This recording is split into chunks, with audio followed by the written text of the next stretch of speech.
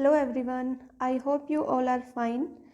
सबसे पहले तो बात करते हैं, अभी मैं कई दिनों से अच्छे से कंटिन्यू वीडियो नहीं डाल रही, उसके बारे में थोड़ा सा मैं बिज़ी हूँ, बट आपका सिलेबस कंप्लीट हो जाएगा, आप ट्रस्ट कीजिए। मैंने आपको 25 बोला है, 25 मार्च, तो उससे पहले आपका पेपर 1 यानी कि कॉमन सेक्शन और पेपर 2 दोनों का आपका कंप्लीट हो जाएगा। ठीक है, तो स्टार्ट करते हैं। एनसीईआरटी 10th, इसमें 2 बुक्स हैं, first flight and footprints without feet. ये नाम याद रखना आप बुक्स के। फर्स्ट 5 चैप्टर्स आज हम करेंगे। फर्स्ट ऑफ ऑल ये देख लो लेसन्स और राइटर्स के नाम। फर्स्ट लेसन है हमारा a letter to God, written by G.L. Fuentes. Nelson Mandela, long walk to freedom, ये इन्होंने ही लिखा है, नेल्सन मंडेला ने ही। 2 स्टोरीज अबाउट फ्लाइंग, फर्स्ट है his first flight, Liam O'Flaherty. Black aeroplane है फ्रेडरिक फोर्सिथ। ठीक है, इनका आपको वरी करने की ज़रूरत नहीं है, क्या कि कैसे हम राइटर्स के नेम याद करें।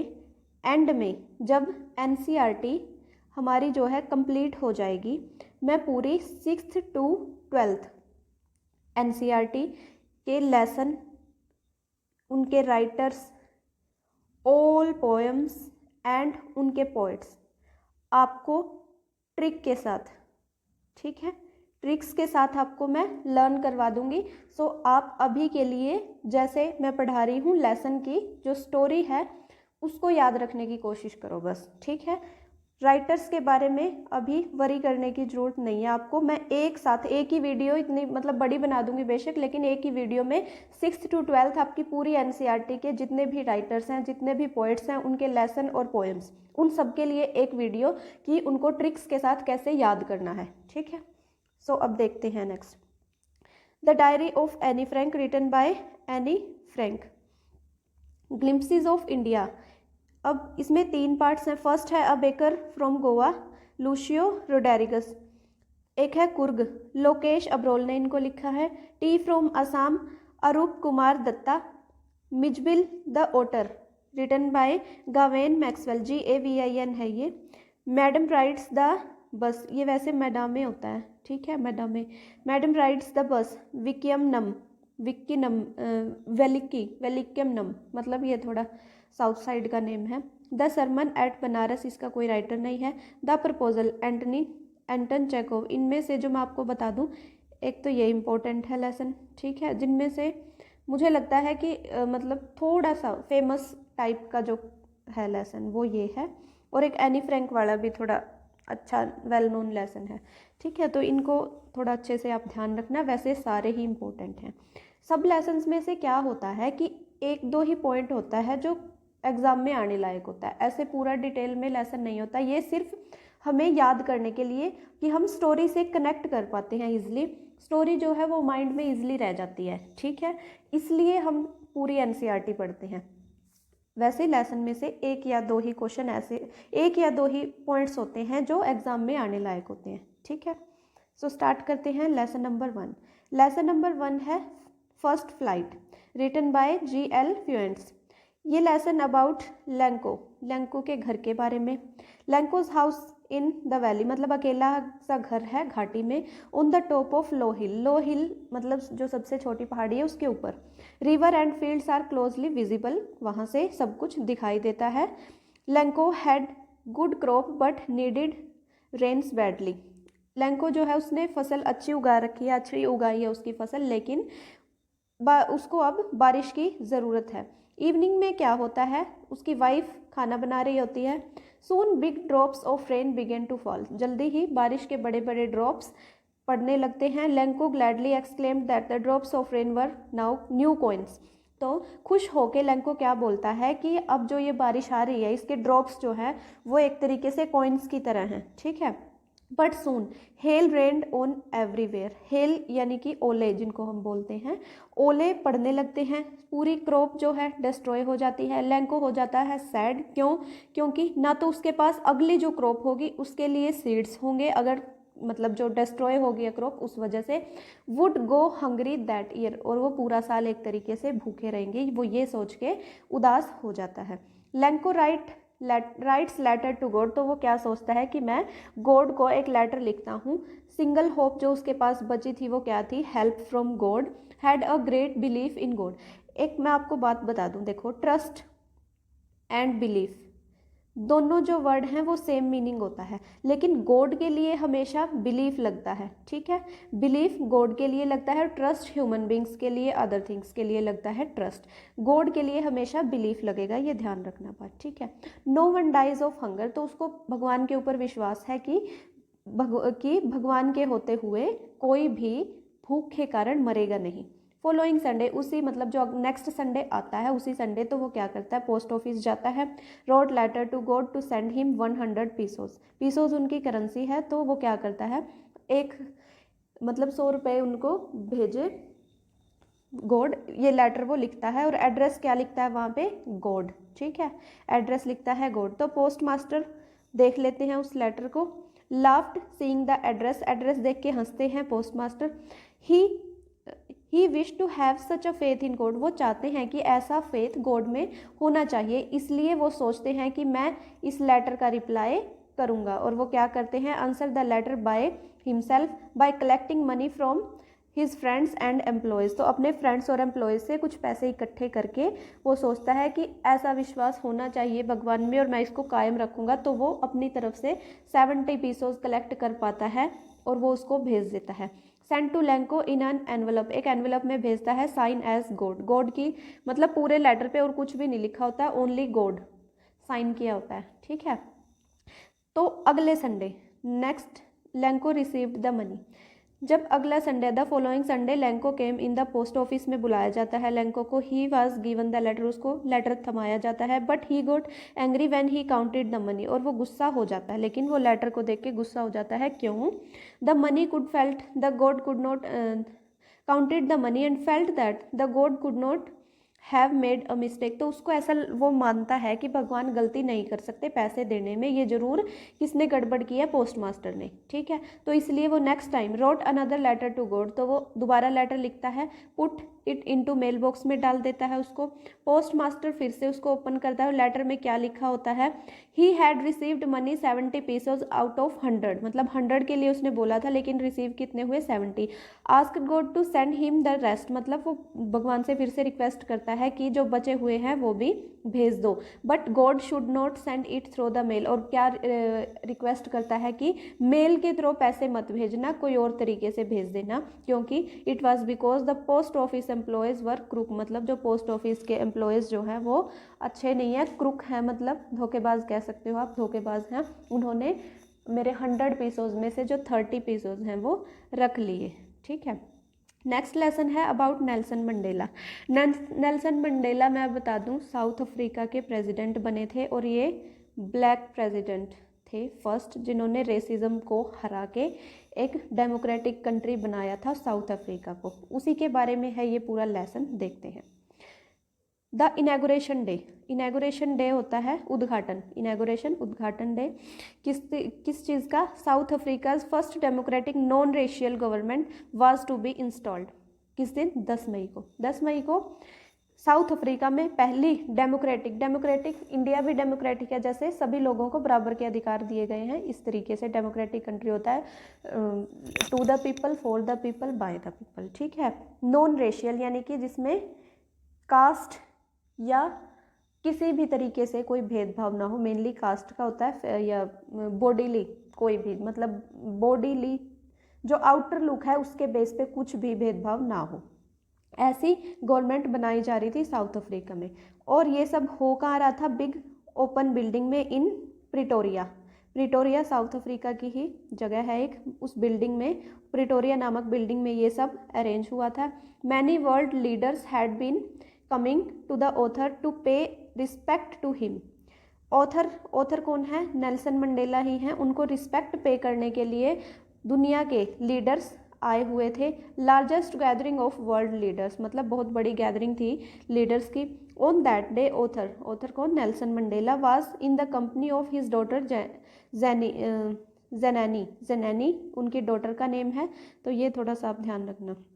और एक जो अभी ये बताया मैंने कि क्यों इकट्ठा हुए थे, ये वाला पॉइंट भी इम्पोर्टेंट है इसमें से, जैसे ये क्वेश्चन बन सकते हैं आपके, ठीक है। नेक्स्ट है फर्स्ट ऑफ ऑल किसको बुलाया जाता है स्टेज पे, जैसे फर्स्ट बुलाया जाता है मिस्टर डी क्लार्क, जिनको पहले शपथ दिलाई जाती है, और वो कौन होते हैं, सेकंड डेप्यूटी प्रेसिडेंट। नेक्स्ट जिनको फर्स्ट डेप्यूटी प्रेसिडेंट बनाए, मतलब ये रिवर्स में चलता है ऑर्डर बैक से, पहले सेकंड को फिर फर्स्ट को, और फिर नेल्सन मंडेला जो कि प्रेसिडेंट बनेंगे उनको शपथ दिलाई जाती है। ये उन दोनों के नाम दिए गए हैं, ये है नेल्सन मंडेला के बारे में, ठीक है। Next, he pledge to obey and uphold the constitution, तो उन्होंने प्लेज ली किस लिए कि वो जो कॉन्स्टिट्यूशन है उसको ओबे करेंगे और उसके जो गरिमा वगैरह है उसको बनाए रखेंगे। Also pledge to devote himself to the wellbeing of the people, लोगों की अच्छाई के लिए काम करेंगे। ऑथर मतलब इसमें सब नेल्सन मंडेला के थॉट्स लिखे हुए हैं आगे लेसन में, ठीक है। Spoke of the new born liberty, जो नई नई अभी ताज़ी स्वतंत्रता उनको मिली है उसके बारे में वो बोलते हैं। Thanked all the international guest, जो आए उनको थैंक करते हैं। It was the common victory for justice, peace and human dignity, common victory इनको क्यों बोलते हैं, क्योंकि ये जन्म सिद्ध अधिकार हैं हर ह्यूमन बीइंग के, चाहे वो कहीं पे भी रहता हो, इसलिए वो बोलते हैं ये एक कॉमन विक्ट्री है। Pledge to liberate his people from poverty, suffering and discrimination, इन चीज़ों से अपने लोगों को स्वतंत्र कर देंगे, वो ऐसी प्लेज लेते हैं। Jets and helicopters flu over the union building for militaries loyalty, military को की लॉयल्टी मतलब उनका जो ट्रस्ट है दिखाने के लिए उन्होंने क्या किया, जेट्स और हेलीकॉप्टर्स आसमान में उड़े to democracy for a new government के लिए। Then highest military generals having medals on their chest saluted the author, तो प्रेसिडेंट को तो जाहिर सी बात है सब कुछ सैल्यूट करेंगे, जैसा एनवायरनमेंट होता है हमें पता ही है नॉर्मली क्या क्या होता है, तो ये सब हुआ वहाँ पे। मिलिट्री ऑफिसर्स, मिलिट्री जनरल्स जो थे उन्होंने सैल्यूट किया ऑथर को, क्योंकि ये प्रेसिडेंट बने थे। ही थॉट, और ऑथर के माइंड में क्या आता है कि कुछ साल पहले इन्होंने ही मुझे अरेस्ट किया था। सिंगिंग ऑफ नेशनल एंथम गाया जाता है। फर्स्ट फॉर वाइट्स, मतलब दो नेशनल एंथम गाए जाते हैं वहाँ पे, एक होता है वाइट्स के लिए, दूसरा होता है ब्लैक्स के लिए। वाइट्स के लिए है नकोसी सकेले, और सेकंड जो ब्लैक के लिए है डाई स्टेम। नेक्स्ट है ऑथर के थॉट्स, थिंकिंग अबाउट हिस्ट्री, तो ऑथर मतलब विचारों में खो जाते हैं, सोचते हैं कि कैसा था, मतलब हमारे साथ जो ब्लैक स्किन पीपल थे उनके साथ कैसा व्यवहार होता था, उनको जेलों में डाल दिया जाता था, इस तरह के। Now they had built a system of superiority, अब उन्होंने एक ऐसा सिस्टम बना दिया है जिसमें वो भी और लोगों के इक्वल हैं या सुपीरियर हैं, ठीक है। ऑथर्स रिग्रेट, रिग्रेट किस चीज़ पे करते हैं वो कि ये जो ऑस्पिशियस डे जो आया है, मतलब सुनने लायक जो दिन आया है, इतना मेमोरेबल डे जो आया है, इसमें हजारों लोगों ने सेक्रीफाइस किए हैं अपनी जानें। Policy of apartheid, policy of apartheid क्या था इसमें क्या होता है कि मतलब एग्जैक्ट मीनिंग है इसका रंग भेद, ठीक है। रंग भेद यानी कि शक्ल के जो देखो, जो साउथ अफ्रीकन लोग होते हैं आपको पता है कैसे होते हैं, ब्लैक स्किन, बड़े बड़े उनके लिप्स होते हैं, तो इस टाइप के उनके साथ उनकी लुक्स के ऊपर, लुक्स के बेस पे, उनके रंग के भेद के ऊपर डिस्क्रिमिनेशन होता था, ठीक है। यही थी पॉलिसी ऑफ अपार्थेड। अपार्थेड में क्या होता है, रंग भेद, ठीक है, कलर के कारण जो डिस्क्रिमिनेशन होता है उसको बोलते हैं apartheid. Created great freedom fighters, तो उन्होंने क्या किया, जो पॉलिसी ऑफ अपार्थेड थी ये है तो बुरी थी, ठीक है, लेकिन इस वजह से बहुत से फ्रीडम फाइटर्स ने जन्म लिया। उनके नाम इन्होंने बताए हैं, ओलिवर टम्बोस, वाल्टर सिसले, मतलब ये सब नाम दिए गए हैं। Countries greatest wealth is people, तो वो क्या बोलते हैं, कंट्रीज़ में मतलब बेशक किसी भी कंट्री की बात है ये, बेशक मिनरल्स वगैरह बहुत होते हों, रिसोर्सेज बहुत हों, लेकिन असली जो खजाना है वो कौन है, लोग। मैंस इसेंशियल गुडनेस क्या है, ह्यूमैनिटी। और उन्होंने ये कैसे ऑब्जर्व किया कि जब उनको अरेस्ट किया जा रहा था, बेशक जो गवर्नमेंट के ऑफिसर्स थे, जो पुलिस वाले बोल सकते हैं, ठीक है, कोप्स, तो उन्होंने उनको पुश किया होगा वॉल्स के ऐसे एंगेज्ड, लेकिन फिर भी उन्होंने ह्यूमैनिटी देखी, मानवता देखी उनकी आंखों में। सो ह्यूमैनिटी जो है वो बहुत ज़्यादा ज़रूरी है मनुष्य के लिए। मेंस ड्यूटी क्या है, ट्विन ड्यूटीज़, दो ड्यूटीज़ के बारे में बताते हैं। वो दो ड्यूटीज़ क्या हैं, टू हिज फैमिली, और दूसरी ड्यूटी है to his community and country. ये दोनों को मिला के एक है और फैमिली के लिए एक है, ठीक है। तो ये थोड़ा सा ध्यान रखना कि दो ड्यूटीज़ के बारे में बात करते हैं, दो ड्यूटीज़, एक फैमिली के प्रति, दूसरा कम्युनिटी एंड कंट्री के प्रति। लेकिन उनको क्या लगता है कि जो फैमिली के प्रति उनकी ड्यूटी थी उनको पूरा नहीं किया जाने दिया था बाय पॉलिसी ऑफ अपार्थेड। वो अपनी फैमिली को अच्छे से फीड नहीं कर पा रहे थे, उनको इतनी फ्रीडम नहीं दे पा रहे थे, मतलब उनको बहुत सी जगह ऐसा रियलाइज़ हुआ था उन्होंने, इसीलिए वो यहाँ तक पहुँचे और इतना अच्छा मतलब लिबर्टी एनवायरनमेंट दिया लोगों को। ठीक है। No one is free if he is talking someone else freedom, if is taking someone else freedom. तो वो क्या बोलते हैं कि कोई भी फ्री नहीं है अगर वो ये सोच रहा है या ऐसा कर रहा है कि अगर वो दूसरे की फ्रीडम ले रहा है तो वो अपने आप में भी फ्री नहीं है, क्योंकि फिर तो इसके अगेंस्ट दूसरा भी एक्शन लेगा तो उसकी भी फ्रीडम चली जाएगी। नेक्स्ट, ये था हमारा लेसन, यहीं पे ख़त्म होता है।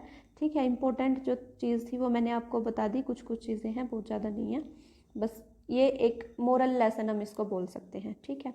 नेक्स्ट है 2 स्टोरीज अबाउट फ्लाइंग। इसमें क्या है, फर्स्ट है स्टोरी हिज फर्स्ट फ्लाइट, जो कि बुक का नेम है फर्स्ट फ्लाइट। ठीक है। रिटन बाय लायोम ओ फ्लैर्टी, लायोम ओ फ्लैर्टी। इसमें क्या होता है, यंग सीगुल, सीगुल एक बर्ड है। ठीक है। एग्जैक्ट आई डोंट नो, आप चेक कर सकते हो गूगल से। सीगुल एक मतलब समुद्र के आसपास उड़ने वाला कोई पक्षी है। उसके क्या है, wanted to fly he could not do so, वो उड़ना चाहता है लेकिन उड़ नहीं पा रहा क्योंकि उड़ने से वो डरता है, afraid of flying. His 2 brothers and sister had already flown away, same age के थे उसके 2 ब्रदर और सिस्टर, वो उससे पहले उड़ चुके हैं, अच्छे से उनको डाइव करना उनके पेरेंट्स सब सिखा रहे हैं। Father and mother rebuked him, उसके मम्मी पापा उसको डांटते हैं। If he didn't fly he could die for hunger, अगर उसने उड़ना नहीं सीखा तो वो मर जाएगा भूख के कारण। अब क्या होता है, 24 घंटे बीत जाते हैं, कोई भी उसके पास नहीं आता। No one come here, he had not eaten since previous night, और उसने पिछली रात से कुछ भी नहीं खाया। हिज मदर नो, उसकी मम्मी जो है उसके पास आती है। Try to show him a piece of fish, उसको एक फ़िश का पीस दिखाती है लेकिन उसके पास नहीं जाती और उस कोशिश करती है कि वो ही मदर के पास आए, but he could not get it, he was very hungry. लेकिन वो जो है उसको पास में नहीं जा पाता, मतलब इतना वो उसके भूख के कारण उससे चला भी नहीं जा रहा, इतना है। ठीक है। लेकिन वो बहुत ज़्यादा हंग्री होता है तो वो एकदम से टुकड़े के ऊपर जो है टूट पड़ता है और उसकी मदर जैसे एकदम से साइड हो जाती है जिसकी वजह से वो नीचे गिर जाता है। With hunger he fail outward and scream towards fish with and went downwards into space, और स्पेस में एकदम से जैसे पहाड़ी के ऊपर था वो कोई एकदम से नीचे गिर जाता है, उसको महसूस होता है कि वो नीचे गिर रहा है, बट उसकी फर्स्ट फ्लाइट वहीं से शुरू होती है। Flight begins then a great fear caught him, एकदम से तो उसके माइंड में एक फियर आता है। हार्ट स्टूड स्टिल, कुछ देर के लिए उसके सब कुछ सुनना बंद हो जाता है, उसका दिल जैसे धड़कना बंद हो जाता है एक पल के लिए। नेक्स्ट मोमेंट क्या होता है, he felt his wings spread outwards, अगले ही मोमेंट उसको क्या लगता है कि जो उसके विंग्स हैं वो हवा में स्प्रेड कर रहे हैं।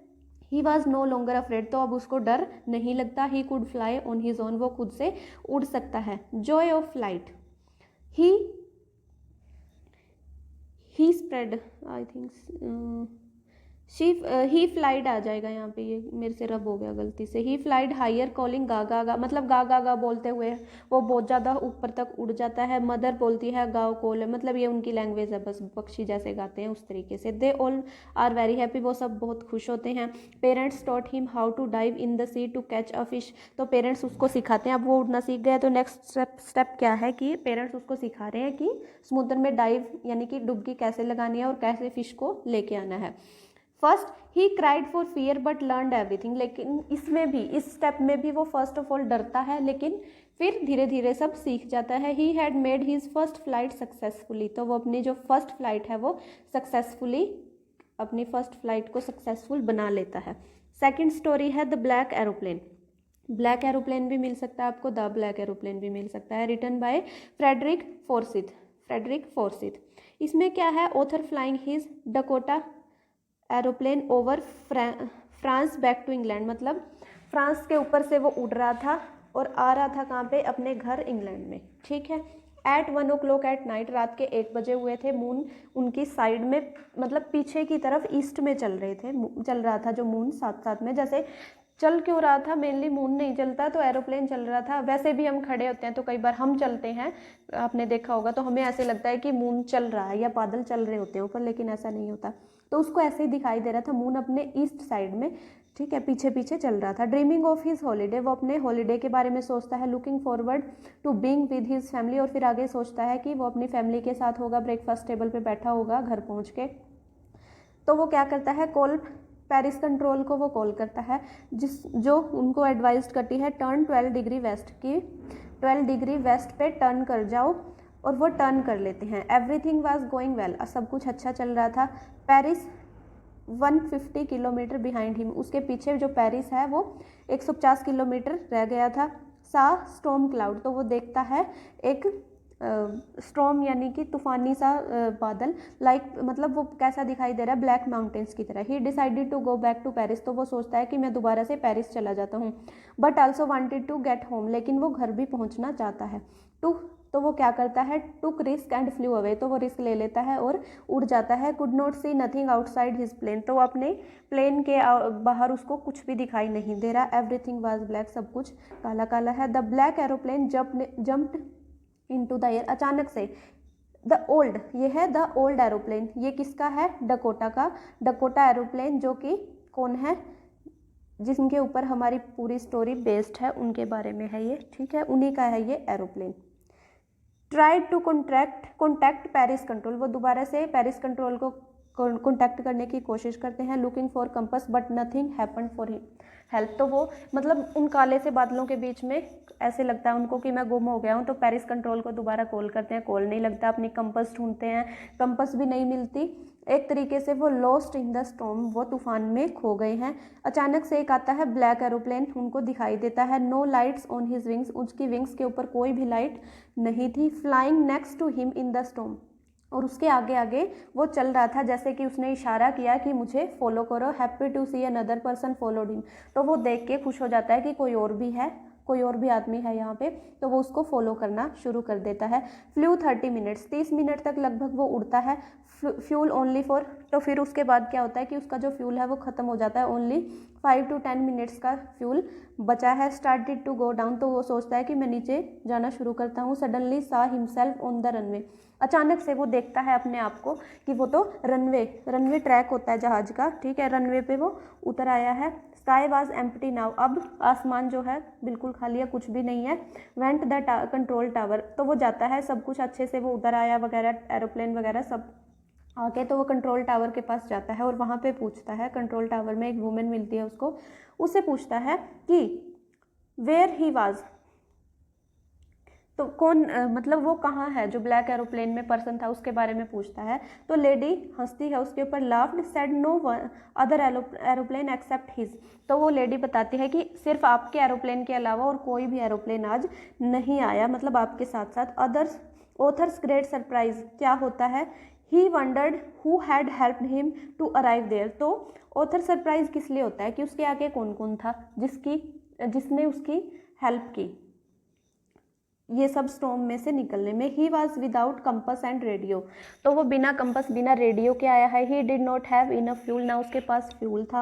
Who was the pilot on the strange black aeroplane flying in the storm without lights, बिना लाइट्स के जो एरोप्लेन उड़ रहा था उसमें पायलट कौन था, ये सब वो सोच के सरप्राइज होता है कि कैसे किसने हेल्प की। और ये था हमारा लेसन जो यहीं पे एंड होता है। नेक्स्ट है lesson 4, diary of Anne Frank. The diary of Anne Frank written by Anne Frank. Anne Frank कौन है, एक छोटी सी लड़की है। स्ट्रेंज एक्सपीरियंस है उसका, क्या कि वो डायरी लिख रही है, ठीक है, इसी के बारे में है ये strange experience. One day felt depressed, तो वो डायरी लिखना क्यों शुरू करती है उसके बारे में वो बताती है। एक दिन वो थोड़ा डिप्रेस्ड फील कर रही थी। Thought paper had more patience than people, तो उसको लगता है कि लोगों की बजाय कागज़ के पास ज़्यादा पेशेंस है सुनने के लिए। Felt that she wouldn't let any one read her diary unless she found a real friend, तो वो सोचती है कि मैं तब तक ये अपनी डायरी किसी को भी नहीं पढ़ाऊंगी जब तक कि मुझे एक रियल फ्रेंड नहीं मिल जाती। सो शी रोट इट, तो वो लिखना शुरू करती है उसी दिन से। राइटिंग फैमिली के बारे में लिखती है अपने, वो क्या लिखती है, had 13 people around her, she could call friends, मतलब जिन उसके आसपास 13 लोग हैं, वो जॉइंट फैमिली में रहती है, तो अपना फ्रेंड वो उनको कह सकती है। 16 साल की उसकी बहन है, 16 years old sister, loving parents हैं, but she had no true friend, तो उसका लेकिन फिर भी उसका कोई सच्चा दोस्त नहीं है जिस पे वो ट्रस्ट कर सके, जिसे वो सब कुछ बता सके, जिसके साथ वो अपनी प्रॉब्लम्स शेयर कर सके। She made a diary for her, इसके लिए वो क्या बनाती है, एक डायरी। डायरी का नाम क्या रखती है, किटी, ये इंपॉर्टेंट है यहाँ से, ठीक है। डायरी का नाम क्या रखती है, kitty. Brief sketch of life, kitty brief sketch of life, ये याद रखना नाम। तो दो she dislike writing her thoughts in diary, लेकिन उसको पसंद नहीं है डायरी में लिखना। क्यों? क्योंकि वो चाहती तो ये है कि उसका कोई फ्रेंड हो, लेकिन डायरी में लिखना उसकी मजबूरी है, इसलिए वो लिखती है। मतलब ज़्यादा पसंद उसको ये है कि उसका कोई फ्रेंड हो। रोट अबाउट फैमिली, तो वो पहले क्या अपनी फैमिली के बारे में लिखती है, क्या लिखती है, थॉट हर फादर 36 मदर 25, जब उनकी शादी हुई, मतलब 36 साल के थे उसके पापा और 25 की उसकी मोम थी जब उनकी शादी हुई। Sister Margot born Frankfurt in Germany, Germany में उसकी जो सिस्टर है उसका बर्थ हुआ था 1926 में। हर ओवन बर्थ डेट 12 जून 1929 को वो पैदा हुई थी। फादर एमिग्रेटेड टू हॉलैंड इन 1933 में उसके जो फादर हैं वो हॉलैंड चले गए थे उनकी मदर के साथ। और एनी और उसकी सिस को कहाँ रखा गया था, Aachen, Aachen to stay with her grandmother के साथ, लेकिन बाद में वो भी हॉलैंड चले गए थे। एनी अपने स्कूल के बारे में लिखती है क्या, 6th क्लास तक वो मोंटेसरी नर्सरी स्कूल में पढ़ी है, मोंटेसरी नर्सरी स्कूल में पढ़ी है। 6th क्लास में उनके टीचर थे मिसिज क्यूप्रेस जो कि हेड मिस्ट्रेस थी। Both had tears when they bed farewell, मतलब जब वो अलग हुए, जब एनी फ्रैंक ने स्कूल छोड़ा तो वो दोनों रो रहे थे। मतलब जो हेड मिस्ट्रेस थी उसके साथ बहुत अच्छा कनेक्शन था एनी फ्रैंक का। Reasons for not writing the diary, diary कुछ टाइम बीच में गैप होने के कारण वो नहीं लिख पाती, और वो गैप किस वजह से होता है, death of her grandmother in January 1942 में उसकी जो ग्रैंड मदर है उसकी डेथ हो जाती है। लेकिन फिर कुछ टाइम बाद फिर से जो एनी फ्रैंक है डायरी लिखना स्टार्ट कर देती है। अबाउट क्लास अफेयर्स, तो वो क्लास में जो भी उसके होता है वो सब कुछ बताती है। अफेयर्स ये गर्लफ्रेंड बॉयफ्रेंड वाला अफेयर नहीं है, ये है क्लास में जो भी एक्टिविटीज़, जो इंसिडेंट्स वो डायरी में लिखती है उनके बारे में है, ठीक है। Day of declaration of result, result declaration का डे था। एवरीवन इन टेंशन, हर कोई टेंशन में था। She found the teacher as the most unpredictable creature on the earth, तो वो क्या पाती है, जो टीचर्स हैं वो अनप्रिडिक्टेबल, मतलब जिनके बारे में प्रिडिक्ट नहीं किया जा सकता, जिनके बारे में कुछ भी बोला नहीं जा सकता पहले से, क्रिएचर ऑन द अर्थ, धरती के ऊपर हैं ऐसे। Any was sure about every subject, her subject के बारे में वो श्योर थी। यहाँ पे EXCEPT आएगा, ठीक है, P के बाद T आएगा, ये ध्यान रखना। एक्सेप्ट मैथ्स, मतलब मैथ्स में वो वीक थी। मैथ्स के टीचर कौन थे, मिस्टर की सिंह, ठीक है। Gave her punishment as extra homework, जो उसको क्या करते थे, हमेशा एक्स्ट्रा होमवर्क देते थे as a punishment. It was in the form of an essay, और उन्होंने इस बार क्या दिया, एक ऐसे दिया, अ चैटर बॉक्स। क्यों? क्योंकि जो एनी थी वो क्लास में बहुत ज़्यादा बोलती थी, इसीलिए जो मिस्टर किसिंग थे उसको एक्स्ट्रा होमवर्क देते थे एज अ पनिशमेंट। तो लेटर का जो ऐसे है उसका नेम क्या था, अ चैटर बॉक्स, ये याद रखना, यहाँ से ये इंपॉर्टेंट है, ठीक है। किटी डायरी का नेम, ठीक है, और चैटर बॉक्स जो ऐसे लिखा उसका नेम था, ठीक है। इसमें तो एनी सोचती है मैं बहुत अच्छा सा ऐसे लिखूंगी, not understand what she could write about it, एक बार तो वो मतलब उसकी समझ में नहीं आता लेकिन क्या लिखे, but put a slip on it और on her school bag to remind herself to write letter, मतलब इसके बारे में वो एक स्लिप डालती है अपने स्कूल बैग में कि मैं इसको घर जाके करूँगी बाद में। तो इवनिंग का टाइम है, वो अपना होमवर्क फिनिश कर चुकी है। Begin thinking of the subject of the ऐसे, ऐसे के सब्जेक्ट के बारे में वो सोचने, मतलब टॉपिक के बारे में वो सोचना शुरू करती है। Thought of writing good points in the favour of necessity of talking, talking की क्या ज़रूरत है हमारी लाइफ में उसके बारे में, उसका फेवर करते हुए वो कुछ अच्छे अच्छे पॉइंट्स लिखना चाहती है। 3 पेज का वो ऐसे लिख देती है। She wrote that talking was a feature of a student, मतलब कि ये एक स्टूडेंट की क्वालिटी है, ठीक है। वो क्या लिखती है, बोलना एक स्टूडेंट की क्वालिटी है। Her mother also use to talk too much, उनकी मम्मी भी बहुत बातें करती हैं। Homework as punishment given again, so जो मिस्टर किसिंग हैं वो सेटिस्फाई नहीं होते तो उसको दोबारा से पनिशमेंट मिलती है और होमवर्क क्या मिलता है। अब की बार टॉपिक क्या है, इनकोरिजिबल चैटर बॉक्स। कोरिजिबल देखो आया है वर्ड इनके, कोरिजिबल यानी कि करेक्ट, यहाँ से बनता है करेक्ट, जिसको करेक्ट ना किया जा सके, ठीक है, ऐसा चैटर बॉक्स। सो इस टॉपिक पे उसको लिखना है अब ऐसे, रोट ऐसे now mister Keesing was got satisfied. अब जो उसने ये वाला इनकोरिजिबल चैटर बॉक्स जो ऐसे लिखा, इससे जो मिस्टर किसिंग है वो सेटिस्फाई हो गए।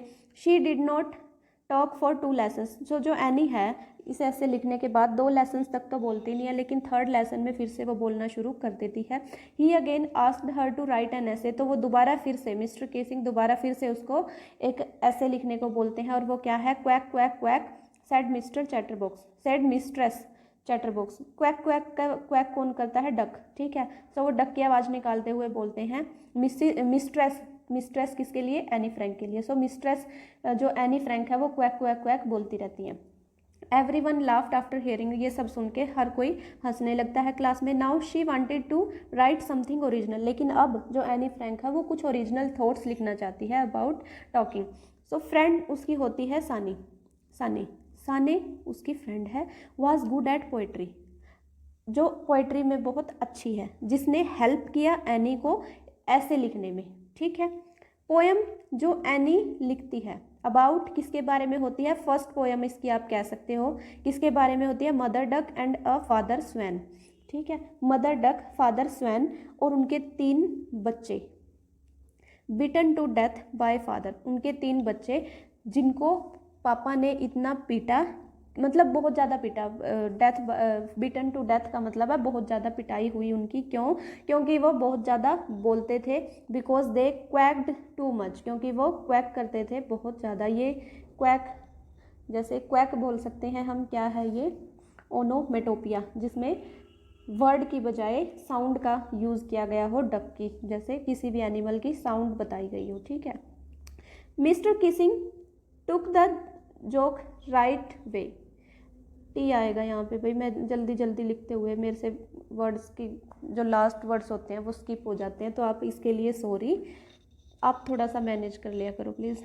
सो मिस्टर किसिंग जो है इस जोक को अच्छे तरीके से लेते हैं, played the joke on her, और उसके ऊपर फिर से जोक मारते हैं। Since she had been allowed to, तब से उसको अलाउ है क्लास में बोलना विदाउट एनी एक्स्ट्रा होमवर्क, मतलब एनी को परमिशन मिल जाती है कि वो क्लास में जितना चाहे उतना बोल सकते हैं, उसको कोई पनिशमेंट नहीं मिलेगी। ये था हमारा लेसन एनी फ्रैंक।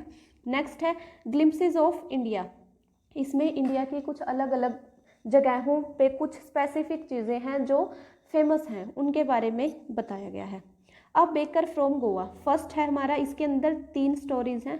फर्स्ट है a baker from Goa, Goa के बेकर्स के बारे में है जिनको बोला जाता है पादर। पादर भी बोल सकते हो आप, पदेर भी बोल सकते हो, कुछ भी, ठीक है। पादर एक तरीके से पादरी से आ सकता है ये पादर, ठीक है। सभी बेकर्स के लिए ये वर्ड जो है यूज़ होता है। In old Portuguese days the people of Goa ate loaves of bread. Loaves of bread होता है मतलब ब्रेड के एक तरीके से पका हुआ बोल सकते हैं हम, ठीक है। पके हुए जो ब्रेड होते हैं। सो लोव्स मैंने आपको बताया मतलब बेक किए हुए, एक तरीके से पके हुए, या रोटी बोल सकते हो आप, ठीक है। नाउ डिसअपियर्ड, जो अब गायब हो चुके हैं, जो अब डिसअपियर हो चुके हैं, लेकिन उनको बनाने वाले but makers are still there, चिमनियाँ भी हैं वहाँ पे। ट्रेडिशनल बेकर्स बैम्बू साउंड ये यूज़ करते थे, स्टिल देयर, वो सब कुछ यहाँ पे है, लेकिन जो लोव्स ऑफ ब्रेड हैं वो डिसअपियर हो चुके हैं। बेकर यहाँ पे किसके बारे में बात हो रही है, जो ऑथर का फ्रेंड है और गाइड भी है। Use to come twice a day, जो दिन में 2 बार आता है। Sound of bamboo woke the author and others from sleep, जो कि और लोगों को उठाता है नींद से, प्लस ऑथर को भी। Use to run to him for bread bangles, मतलब ब्रेड बैंगल्स एक तरीके से डबल रोटी नहीं होती, पाव, उसकी बात हो रही है, ये समझ लो आप, ठीक है। एग्जाम्पल के लिए पाव भाजी में जैसे डबल रोटी नहीं बोलते थे हम पहले, वो उसकी बात हो रही है। Use to run to him for bread bangles के लिए उसकी तरफ जो ऑथर है वो भागता है। लेकिन सबके घरों में से क्या होता है, मेड सर्वेंट्स जो हैं उनको लेके आती हैं buy loaves and carry them inside the houses, घर के अंदर वो लेके आती हैं खरीद के। इंपॉर्टेंस ऑफ ब्रेड क्या है, marriage gifts were meaningless without the sweet bread called बोल, मतलब बोल ये वहाँ की एक मिठाई बोल सकते हो आप। बोल मिठाई है गोवा में जो फेमस है, और वो बनती है किससे, ब्रेड से, ठीक है। तो ब्रेड से मतलब शादी में जो भी हैं वो गिफ्ट्स हैं वो मीनिंगलेस हैं अगर वो मिठाई नहीं है तो। ब्रेड बेकर्स ड्रेस कैसी होती थी उसके बारे में बताया है। पेकुलर सी ड्रेस मतलब अजीब सी टाइप की बोल सकते हो। नेम जिसका क्या नाम था, कबाई। कबाई उनकी ड्रेस का नाम था। सिंगल पीस लॉन्ग फ्रॉक, ठीक है, एक बड़ा सा फ्रॉक की तरह पहने हुए जो कहाँ तक था, उसके घुटनों तक पहुँचता था उनके बेकर्स के। ये थोड़ा सा आप ध्यान रख लेना कि कबाई बेकर्स की ड्रेस होती थी। और जो अभी बोला पड़ाव, ऐसे इस तरीके का नाम था ना कुछ, पादर, पादर, ठीक है। तो ये उनका बेकर्स को नाम दिया जाता था। बेकर्स जो थे अच्छी फैमिलीज के से थे, मतलब हैप्पी फैमिली क्यों थी, क्योंकि नेवर स्टार्व्ड। नेवर स्टार्व मतलब वो कभी भूखे नहीं मरते थे। जाहिर सी बात है कि वो अच्छा जो अपनी अर्निंग है वो कर लेते थे जो ब्रेड सेलिंग से, ठीक है। Bakers usually collected his bills at the end of the month. जो बेकर था वो हर महीने के एंड में इकट्ठे करते थे अपने पैसे। Baking profitable profession in old days, पुराने समय में बेकिंग जो था वो अच्छा प्रॉफिटेबल बिजनेस था। देयर फैट बॉडीज, उनकी जो मोटी बॉडीज थी शो करती थी। They were happy and were not poor, मतलब वो अच्छा खासा उनकी जो इनकम होती है बेकिंग से, ब्रेड सेल करके, उनकी बॉडी से ये पता चलता था। नेक्स्ट है हमारा कुर्ग। कुर्ग के बारे में ये सेकंड स्टोरी है। कुर्ग क्या है, अ हेवनली प्लेस, बहुत ही अच्छा अद्भुत सा प्लेस है। Lies between coastal town of Mangalore and Mysore, के बीच में जो कोस्टल टाउन है वहाँ पे है। कुर्ग को कोडागू भी बोलते हैं, कुर्ग को कोडागू भी बोलते हैं। Strong man, beautiful women and wild creatures live in it. यहाँ पे क्या क्या है, स्ट्रॉन्ग मैन है, ब्यूटीफुल वुमेन और वाइल्ड क्रिएचर्स यहाँ पे रहते हैं। वेदर कैसा है, स्मॉलेस्ट डिस्ट्रिक्ट ऑफ कर्नाटका, जो कोडकू और कुर्ग है ये स्मॉलेस्ट डिस्ट्रिक्ट है, कर्नाटका का सबसे छोटा डिस्ट्रिक्ट है। Has evergreen forest, evergreen forest है यहाँ पे, मतलब जो हमेशा हरे भरे रहते हैं पूरा साल। स्पाइसेस एंड कॉफ़ी प्लांटेशन के लिए फेमस है।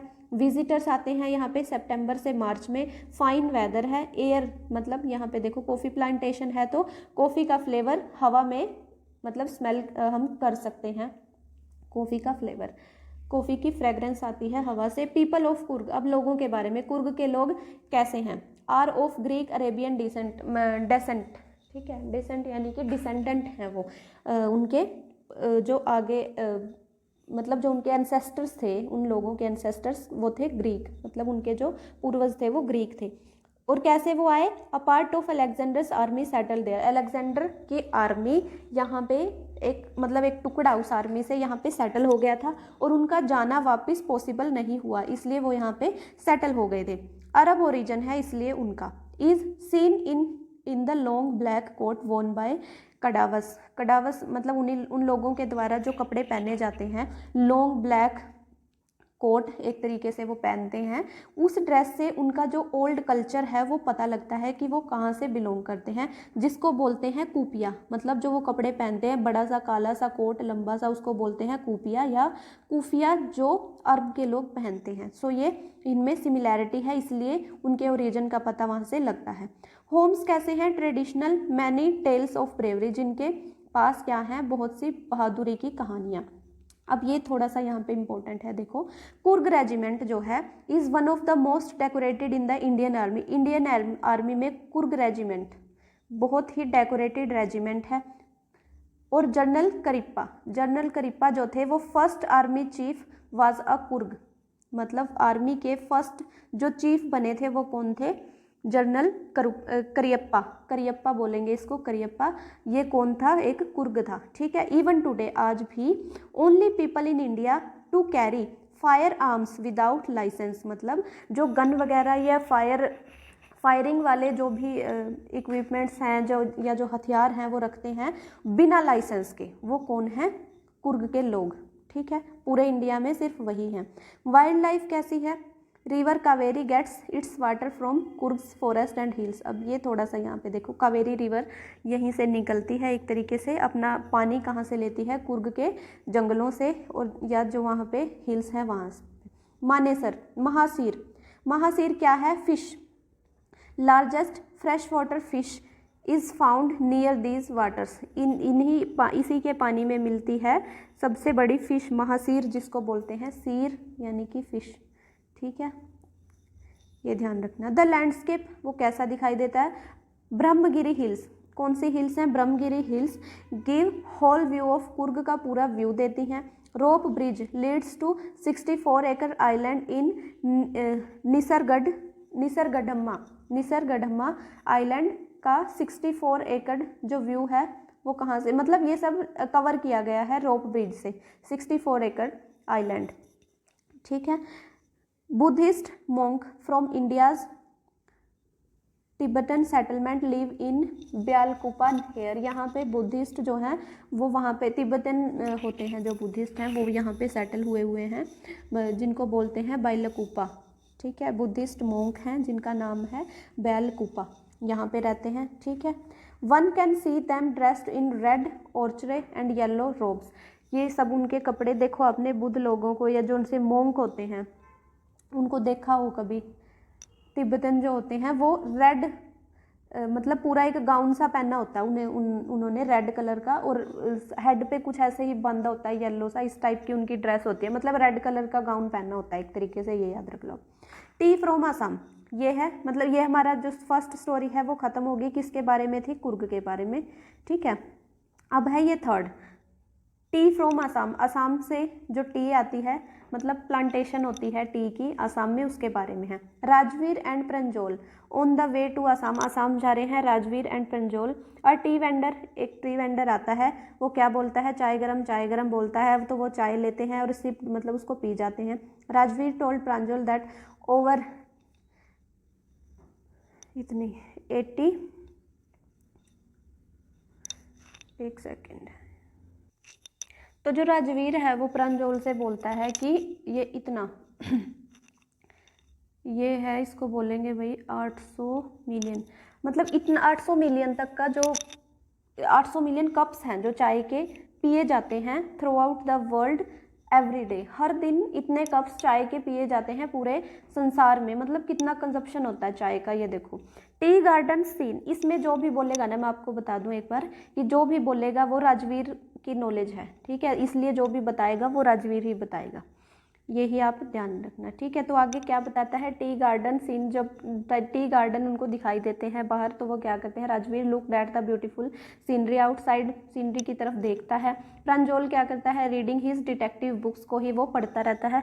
एन अगली बिल्डिंग, इन गार्डन्स में से मतलब एक अगली सी बिल्डिंग दिखाई देती है, जो क्रॉप्स प्लांटेशन वहाँ पे है कॉफ़ी की, तो उसको दिखाई देती है, सॉरी टी प्लांटेशन जो है उनके बीच में से एक गंदी सी बिल्डिंग दिखाई देती है, और वो क्या है, टी गार्डन, मतलब वहाँ पे वो सब कलेक्ट करके लेके आते होंगे, इसलिए वो थोड़ा गंदा सा एरिया है।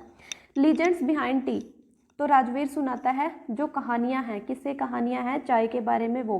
फर्स्ट है Assam the T country, T country बोलते हैं किसको, असम को। Has the largest concentration of tea plantation in the world, संसार में सबसे ज़्यादा जो चाय है वो यहाँ से जाती है। राजवीर बताता है प्रांजोल को that no one really knew what discovered tea, who discovered tea, कि किसने डिस्कवर किया है चाय को, ये रियलिटी में कोई नहीं बता सकता। There are many legends about it, यहाँ पे बहुत सी कहानियाँ इसके बारे में। चाइनीज़ लीजेंड, वो फर्स्ट ऑफ किसके बारे में बताता है, चाइनीज़ लीजेंड के बारे में। A Chinese emperor always boiled, अरे यहाँ पे एक वर्ड चला, वाटर, यहाँ पे वाटर आएगा, WATER, ठीक है, boiled water before drinking it, मतलब हर बार वो एम्परर जो था वो हर बार पानी को उबालता था पीने से पहले। One day a few leaves of branches, एक दिन क्या होता है कि कुछ पत्तियाँ, मतलब टहनियों से कुछ पत्तियाँ उसमें गिर जाती हैं, बर्निंग अंडर द पोट, मतलब कुछ टहनियाँ वैसे ही एक तरीके से जैसे पानी उबाल रहा है। पुराने टाइम में क्या होता था, पानी उबालने या कुछ भी करने के लिए टेक्नोलॉजी अवेलेबल नहीं थी, तो घास फूस ये ब्रांचेस वगैरह को कलेक्ट करके ही जला के फिर आग पैदा होती थी, ठीक है। तो वो जलाते हुए कुछ पत्तियां जो हैं वो अंदर डल जाती हैं पानी में, ठीक है, ऐसा होता है कि पोट के अंदर डल जाती है। और उसने क्या किया, उन पत्तियों ने, it gave a delicious flavour, these were tea leaves, क्योंकि वो चाय की पत्तियां थी तो इससे पानी में एक अच्छा सा फ्लेवर आया, ठीक है। और इंडियन लीजेंड क्या है, बोधिधर्मा, जो कौन है, a Buddhist monk cut off his eyelids, eyelids होती हैं हमारी जो ये पलकों वाला एरिया होता है, ठीक है, आई लैशेज होती हैं पलकें, आईलिड्स होती हैं जो पलकों वाले, जहाँ पे पलकें अटैच होती है, मतलब ऊपर वाली पूरी बोल सकते हो आप, आईलिड, ठीक है, पलकें। कट ऑफ, जो उनको काट देता है, क्यों? क्योंकि उसको स्लीपी फील होता था ड्यूरिंग मेडिटेशन, मेडिटेशन के दौरान उसको नींद आती थी, इसलिए वो उनको कट कर देता है। 10 T plants Guru out of his eyelids, तो उसकी आईलिड्स में से, मतलब उसने जो काटी थी उसमें से 10 पौधे उगाते हैं। Leaves put into hot water, जब उन लीव्स को गर्म पानी में डाला जाता है और पिया जाता है तो बैनिश्ड स्लीप, सो उससे क्या हुआ, जो नींद है वो भाग जाती थी। टी एंड चाइना, अब चाइना और टी का क्या कनेक्शन है? Rajvir told Pranjol that tea was first drunk in China, पर सबसे पहले चाइना में पी जाती थी चाय, कब? 2700 BC में। वर्ड्स लाइक चाय एंड चीनी आर चाइनीज़, ठीक है, तो ये चाय और चीनी जो वर्ड्स हैं ये चाइनीज़ ही हैं। Tea come from Europe in 16th century, drunk as a medicine, tea मतलब यूरोप में कब आई जो चाय थी, वो 16th सेंचुरी में आई, और पहले इसको कैसे पिया जाता था? As a medicine. Rajvir and Pranjol dropped at Mariani junction पे वो उतरते हैं, driven to Dhekiabari tea estate, Dhekiabari tea estate में वो जाते हैं। On both sides of the road there are acres and acres of tea bushes, यानी वहाँ पे हर तरफ, दोनों साइड, रोड के दोनों साइड क्या लगे हुए हैं? टी प्लांटेशन है। राजवीर की जो नॉलेज है वो बहुत अच्छी है अबाउट टी प्लांटेशन के बारे में, और इससे खुश होते हैं कौन? प्रांजोल के फादर, मतलब ये दोनों जा कहाँ रहे थे? प्रांजोल के फादर जो हैं वो ऑलरेडी असम में रहते हैं और उनको रिसीव करने भी आते हैं। आगे खेतों में उनको कौन मिलते हैं? प्रांजोल के फादर। स्प्राउटिंग सीजन जो इस टाइम चल रहा है, स्प्राउटिंग यानी कि जो उसमें से, मतलब उगाने का टाइम आप बोल सकते हैं, मतलब स्प्राउट्स खिलते हैं एक तरीके से पौधों पे से, जो मतलब एक तरीके से आप बोल सकते हैं नई नई पत्तियां आने वाला सीज़न जो होता है, ठीक है, उसको बोल सकते हो स्प्राउटिंग सीज़न। मई और जुलाई के टाइम वो उस टाइम वहाँ पे आए हैं प्रांजोल के फादर, उनका वेलकम करते हैं और उसकी तारीफ़ भी करते हैं, किसकी? राजवीर की, कि उसको कितनी अच्छी नॉलेज है टी प्लांटेशन की। ये था हमारा लेसन, हमारे 5 लेसन्स कंप्लीट हो जाते हैं। नेक्स्ट सेशन में हमारे अगले 4 लेसन है इस बुक के, वो कंप्लीट कर देंगे, ठीक है, ऐसे हम जल्दी से कंप्लीट कर लेंगे। आई होप आपको मेरा कंटेंट पसंद आया होगा। अगर आपको मेरा कंटेंट पसंद आता है तो please like, share and subscribe. Thank you so much.